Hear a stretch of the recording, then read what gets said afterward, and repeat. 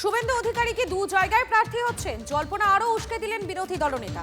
নন্দীগ্রাম থেকে ভোটে লড়ার কথা নিশ্চিত করলেন বিরোধী দলনেতা। দল বললেন নন্দীগ্রাম রেখে অন্য কিছু ভাবতে পারি, বললেন শুভেন্দু। নন্দীগ্রাম ছাড়া আর কোথায় প্রার্থী হবেন কুয়াশা জিয়ে রাখলেন শুভেন্দু।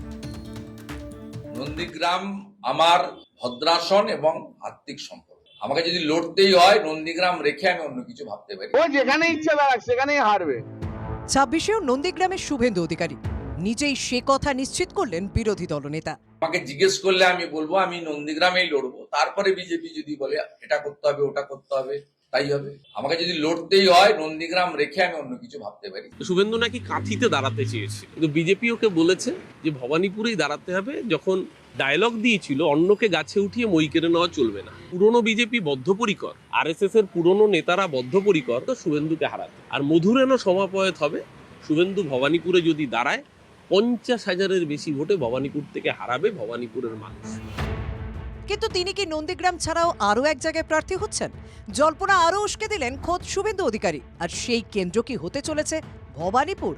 কারণ নন্দীগ্রামের বিধায়ক শুভেন্দু অধিকারী মাঝে মধ্যেই ঘাঁটি গাড়ছেন মমতা বন্দ্যোপাধ্যায়ের বিধানসভা কেন্দ্র ভবানীপুরে। শুভেন্দু অধিকারীকে কখনো বলতে শোনা যায় নন্দীগ্রামের থেকেও ভবানীপুর সহজ, আবার কখনো দম থাকলে জিতে দেখানোর চ্যালেঞ্জ ছুড়ে দিয়েছেন। কখনো দাবি করেছেন মমতাকে জেতানোর মতো ভোটার ভবানীপুরে নেই। আমার তো মনে হচ্ছে যে নন্দীগ্রামের থেকেও ভবানীপুরটা আমার কাছে খুব ইজি। ওনাকে জেতানোর মতো ভোটার ভবানীপুরে নেই। এসআইআরে পরিষ্কার। আপনার দম থাকলে ভবানীপুরে লড়ুন। আপনি যদি হারাতে না পেরেছে, আমার নাম শুভেন্দু অধিকারী। সূত্রের খবর, ভবানীপুরে প্রার্থী কে হবেন তা নিয়ে অমিত শাহ কথা বলেছেন শুভেন্দু অধিকারীর সঙ্গে। 21-এর বিধানসভা নির্বাচনে ভবানীপুর থেকে 28,719 ভোটে জেতেন তৃণমূল প্রার্থী শোভনদেব চট্টোপাধ্যায়।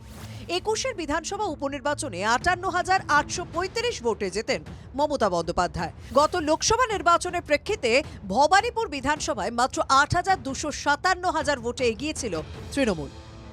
এই পরিস্থিতিতে হটস্পট ভবানীপুরে 1 ইঞ্চি জমিও ছাড়তে নারাজ তৃণমূল।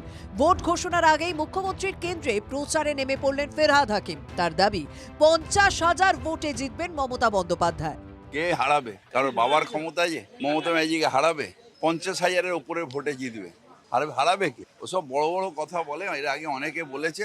চাপটা ভবানীপুরে আছে। মমতা ব্যানার্জিকে যদি আমরা নন্দীগ্রামে হারাতে পারি তাহলে ভবানীপুরেও হারাতে পারি, আর সেটা বুঝতে পেরেছেন। চেঞ্জ করুন ভবানীপুর, নাহলে হারার জন্য প্রস্তুত হন। বারবার ভবানীপুর নিয়ে তৃণমূলকে চ্যালেঞ্জ ছুড়ে দিয়েছেন শুভেন্দু অধিকারী, পাল্টা তৃণমূলের চ্যালেঞ্জ ছুড়েছে তাকে। তাহলে কি বিধানসভা ভোটে মুখ্যমন্ত্রীর বিরুদ্ধে ভবানীপুরে লড়বেন বিরোধী দলনেতা? Bureau report, TV9 Bangla.